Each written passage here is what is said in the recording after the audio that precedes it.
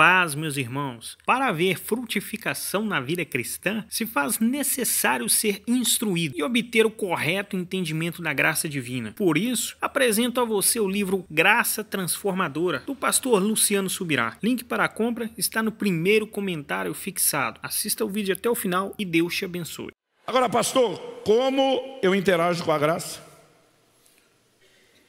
Quando Jesus diz, vigiem e orem, vigiai e orai, para não entrar ou cair em tentação, ele não está dizendo que oração é uma obra meritória. Que você orou muito, mas tanto, que Deus olhou do céu e disse, uau, crente, tu ora pra caramba, eu estou impressionado contigo, estou lhe devendo algo. Não. Tiago diz assim, quando ele começa falando de pedir sabedoria, depois vai para todo e qualquer tipo de assunto, ele diz, peça porém com fé, não duvidando. As palavras de John Wesley, o grande avivalista reformador inglês, oração é um meio da graça. Você usa a oração como uma maneira de expressar fé. E Romanos 5,2 diz que a fé é o acesso à graça. Então, à medida que eu e você oramos, nós vamos buscar lá na graça a força capacitadora pela fé e a trazemos para o lado de cá. Então, a oração não é uma obra de mérito, é um meio da graça. Mas John Wesley chamava todas as disciplinas espirituais de meios da graça. E quando você estuda 2000 anos de história da igreja e do evangelho, todos os santos homens e mulheres piedosos que marcaram geração, que fizeram diferença, que escreveram história, têm o que em comum? Disciplinas espirituais. Eram homens e mulheres de tempo devocional com Deus. Eram homens e mulheres de oração. Eram homens e mulheres de leitura, meditação, estudo na palavra. Eram homens e mulheres de Deus que adoravam. Eram homens e mulheres que jejuavam. Mas você ouve os pregadores pós-modernos da graça hoje, eles vão dizer, você está preocupado em orar e ler a Bíblia porque você é religioso. Eles estão esculhambando as disciplinas espirituais. Jejum, então, para essa turma, parece ser coisa do Satanás. Não é só da lei. Sério, de tanto que eles atacam. E na minha opinião, de todas as disciplinas, o jejum é a mais negligenciada, a menos compreendida. Provavelmente uma das razões pela qual é a menos praticada. Um dia um cara falou para mim, um pastor falou para mim, me dá um bom motivo para jejuar. Falei, Jesus jejuou, tu quer ser melhor do que ele? Jesus está debaixo da lei. Falei, não me faça violência hermenêutica. Comigo não. Eu falei, na hora de defender graça e atacar a lei, você diz, a lei foi dada por meio de Moisés, a graça é verdade por Jesus. Agora ele revela a graça, mas não ensinou e praticou nada da graça. Ele veio viver como judeu debaixo da lei, está todo mundo a viver debaixo da lei. Eu falei, diz, façam discípulos das nações, gentios. Ensine eles a guardar tudo que eu vos ensinei, inclusive o quando jejuardes, não se jejuardes. Jesus disse dos seus discípulos, eles não podem jejuar quando o noivo está presente, mas quando ele for tirado, falava da sua assunção aos céus, todo o período da sua ausência até o seu retorno, eles vão jejuar. Como é que o jejum não é para hoje?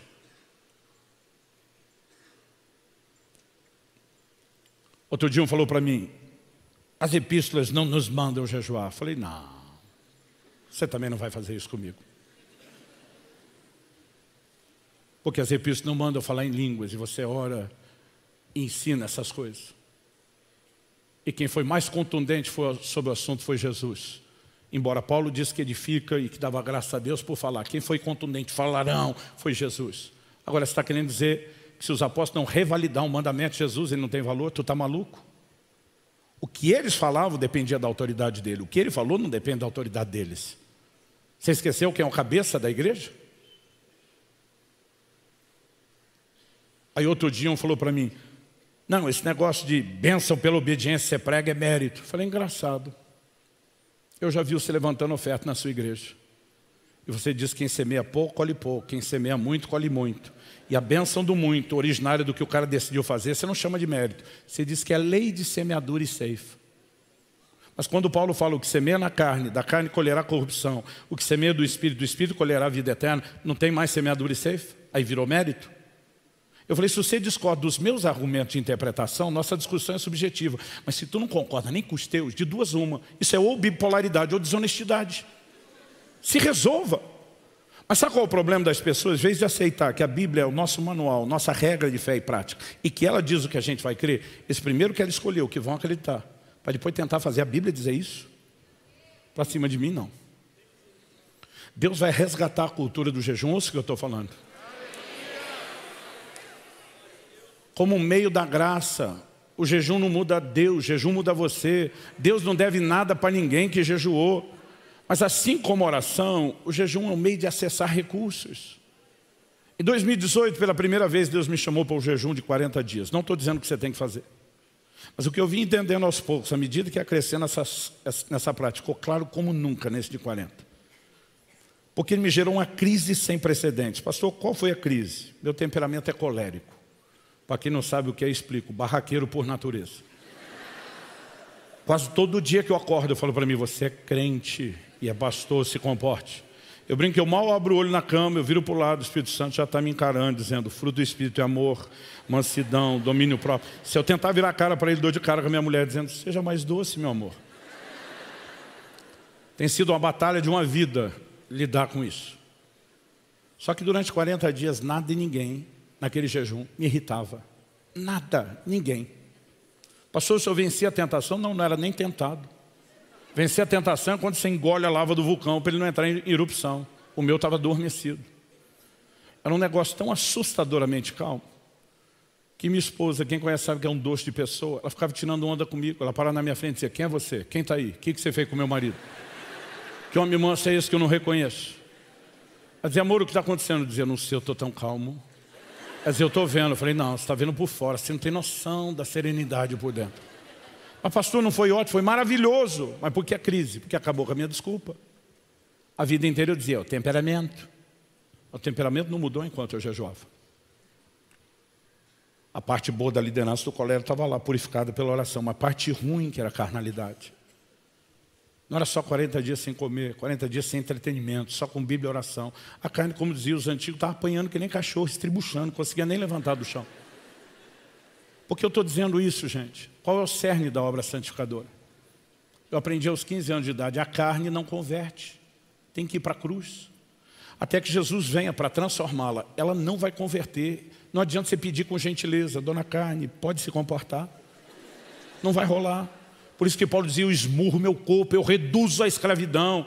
Ele está dizendo, você tem que assumir o comando, domínio próprio, não é a carne se auto-sabotar, ela não quer isso. Romanos 8,3 disse, pelo Espírito mortificardes os feitos do corpo. No capítulo da transformação em Romanos 12, Paulo diz, ofereça o corpo como sacrifício vivo. Sacrifício vivo é um paradoxo, porque sacrificar é matar. Como é que o sacrifício é vivo? Paulo está dizendo, mata, mas não mata literal o seu corpo. Então o que eu mato, Paulo? Colossenses 3,5, fazei morrer a vossa natureza terrena. Agora lembra de Romanos 8,5? Os que se inclinam para a carne, pensam do lado de cá. Os que se inclinam para o Espírito, pensam do lado de cá. Outro dia um falou para mim, eu estava falando da importância das disciplinas espirituais. Quanto mais você lê a Bíblia, mais você desperta a consciência da nova natureza. Quanto mais você ora, mais você desperta a consciência da nova natureza. Eu estava falando sobre ler a Bíblia, um falou para mim, não, é que eu não tenho tempo. Tomei o celular da mão dele, já estava desbloqueado. Abri um aplicativo, mostrei para ele o tempo que ele gastava em rede social. A média diária, calculada na semana, 5 horas e meia por dia em rede social. Falei, então cara de pau. Falei, se você ficasse 2 horas e meia na rede social, que já é tempo demais para ver a vida dos outros, sobrava 3 para você ler a Bíblia por dia. Não, mas é que eu não acesso tudo de uma vez, eu acesso aos poucos. Falei, lê a Bíblia aos poucos. Eu sou de uma geração que a gente ouviu os pais dizer, quem quer dar um jeito, quem não quer dar desculpa. Por que eu estou dizendo isso? Ele falou, vai dizer que rede social agora é pecado. Eu falei, criatura, não é pecado, mas está te ajudando a pecar. Porque tudo que te rouba da inclinação para a nova natureza, de alguma forma, alimenta a outra. Eu falei, sem contar as horas que você gasta de entretenimento, porque eu sei que tu é chegado em maratonar seriado. Agora vai dizer que maratonar também não é pecado, mas te ajuda a pecar. Como? Eu falei, meu amigo, aqui na igreja nós estamos ensinando um casamento monogâmico, fiel. Como que a maioria dos crentes se diverte? Torcendo, enquanto está vendo um filme ou seriado, para o camarada largar a rabugenta da esposa e ficar com a amante. E a gente não percebe esses valores entrando. E por que que dentro da igreja o adultério, o divórcio está chegando quase no mesmo patamar do lado de fora? Aqui nós estamos ensinando sobre justiça, orando para a corrupção cair por terra. Mas enquanto os crentes estão se divertindo, estão torcendo para o bandido escapar da polícia. A gente não percebe que tem algo nos desconstruindo, desprogramando os valores, enfraquecendo tudo que deveria ter do lado de lá. Aí você pergunta, é pecado? Eu falei, não é não, é só uma escola. Um falou outro dia, pastor, eu não sei porque eu sou tão atentado. Não era tentado, era atentado. Eu não sei porque eu sou tão atentado na área sexual. Deus é minha testemunha, eu não vejo pornografia. Eu falei, não precisa. Você toma um banho de sensualidade todo dia. Você não precisa ver ninguém despido fazendo nada. Você é estimulado a imaginar. Porque você foi naquilo que não era pecado, em vez de naquilo que te impede de pecar. A maioria dos crentes não tem tempo devocional, gente. Aí nós estamos tentando anunciar, o pecado não terá mais domínio sobre vós, sem o decidir para onde se inclina. Quando você decide se inclinar para a nova natureza e começa a entregar as disciplinas espirituais, a graça, por isso que chamavam de meios da graça, vai fortalecer você. E pela graça, você vai poder subjugar a velha natureza. Quem está entendendo? Vamos ficar em pé para parecer que está acabando. Gabriela, se você puder vir com os músicos.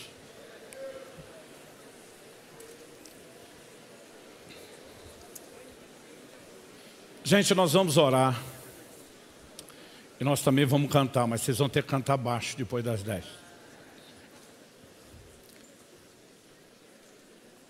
Eu gostaria que você falasse com Deus nesse momento. Eu gostaria que você clamasse a Ele uma revelação maior, progressiva da graça transformadora. Esse é o momento que eu preciso te lembrar que minha missão aqui é te convencer a ler o livro, assistir o curso. Você que nos acompanha e nos assiste, deixamos esse QR Code o tempo todo. Estamos te dando acesso a um preço incrível, porque nossa visão não é comercial. Nós queremos colocar na sua mão uma ferramenta. Nós queremos ajudar você a vencer. E para isso nós precisamos entender melhor as Escrituras. E podemos entrar num lugar de tanta repetição, que isso aumente não a informação, mas a convicção. Hebreus 2 diz, importa que nos apeguemos com mais firmeza às verdades ouvidas. Não temos que ouvir só novidade, mas temos que pegar com mais firmeza, gerar mais convicção. Coloca a sua vida diante de Deus. Faça a sua oração do seu jeito, da sua maneira, com as suas palavras, pedindo que o que Deus começou aqui não termine quando você sair. Nem a compreensão, nem o despertamento. Vamos orar clamando um toque de Deus. Eu creio num sopro de vida do Espírito Santo varrendo esse lugar. E mesmo vocês que nos acompanham à distância sendo tocados por Ele. O mesmo Espírito que soprou sobre aquela visão de Ezequiel 37 no Vale de Ossos Secos. Eu creio que é uma provisão sobrenatural de santificação para mim e para você. Igual a que Isaías recebeu quando uma brasa foi tirada do altar e tocou a boca dele. E Deus disse, tua iniquidade foi tirada. Deus não mostrou o pecado do profeta para condená-lo, mas para aperfeiçoá-lo, para que depois ele pudesse ouvir, a quem enviarei, quem há de ir por nós, ele pudesse, eis-me aqui, envia-me a mim.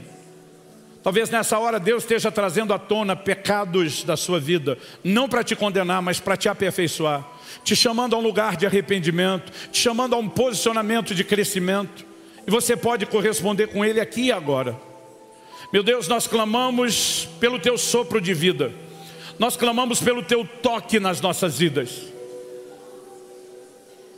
Que aquilo que o Senhor começou nesse lugar não termine ao deixarmos essa reunião e essa conferência. Que nenhum de nós te trate como interruptor de uma lâmpada a ser desligado, como a torneira a ser fechada. Não, Senhor. Manifesta o Teu poder nas nossas vidas. Nós suplicamos a graça transformadora. Nós suplicamos a compreensão de interagir com a graça e usar a força capacitadora, que possamos ouvir hoje a Tua voz como aquela mulher apanhada em adultério. Eu não te condeno, mas ouvir também, vai, não peque mais. Abre os nossos olhos, dilata o nosso entendimento e a nossa compreensão, e capacita-nos para uma vida diferente e crescente de santificação. Nós oramos em nome de Jesus, em nome de Jesus. Sabemos, ó Deus, que a transformação é de glória em glória, não é instantânea, mas ainda que paulatina, é progressiva, e nós queremos viver os próximos níveis, queremos subir os próximos degraus de glória, queremos viver, ó Deus, as novas etapas da transformação que o Senhor tem para nós. Toca-nos, Senhor, toca-nos. Fala com Deus, meu querido, do seu jeito, da sua maneira. A oração não tem que ser bonita, ela tem que ser sincera. Quando o Espírito Santo me disse para correr por todo o país, Ele me disse, não é apenas a abrangência da mensagem, nem o alcance de pessoas. O Senhor já tinha me dado essa ordem em 2019 e corremos toda a nação, dando um outro seminário. Aquele era de 3 horas, o impacto da santidade. Deus me disse, isso será um ato profético de que essa mensagem vai varrer a nação. De novo, nesse pós-pandemia, Deus me fez correr mais do que em 2019. E o que Ele tem dito ao meu coração, eu vou restaurar a plena verdade do Evangelho. Colossenses.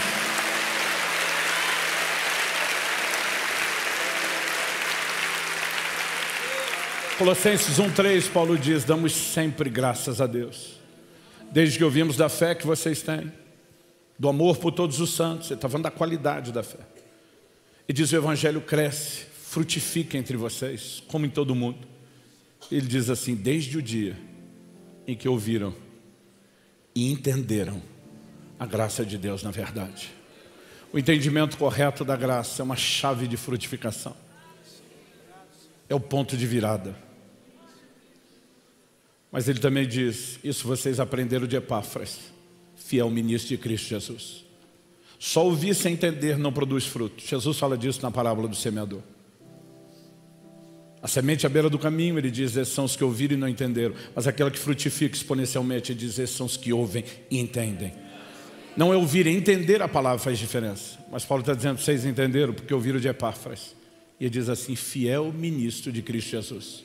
Quando ministros fiéis ao Senhor que os envia, fiéis às Escrituras, fiéis à sã doutrina, comunicam a versão não mutilada, não distorcida, não fragmentada da graça de Deus, mas integral. Eles ajudam as pessoas a alcançar a plena frutificação. Porque todo esse esforço, quase 5 anos trabalhando nesse livro, porque gravamos o curso, porque estamos correndo a nação, porque Deus me fez perceber que Ele vai levantar um exército de Epáfras, de homens e mulheres que vão comunicar essa verdade. Eu falei para ele, eu quero cooperar contigo. Num certo sentido, eu estou tentando fazer o meu papel de Epáfras, ensinar outros sobre a graça.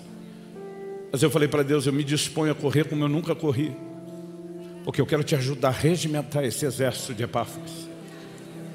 A minha oração é que seja dito de nós, como foi dito dos Colossenses. O Evangelho está crescendo e frutificando entre eles. Desde o dia em que ouviram e entenderam a graça de Deus na verdade. Eu não vim jogar pedra em você.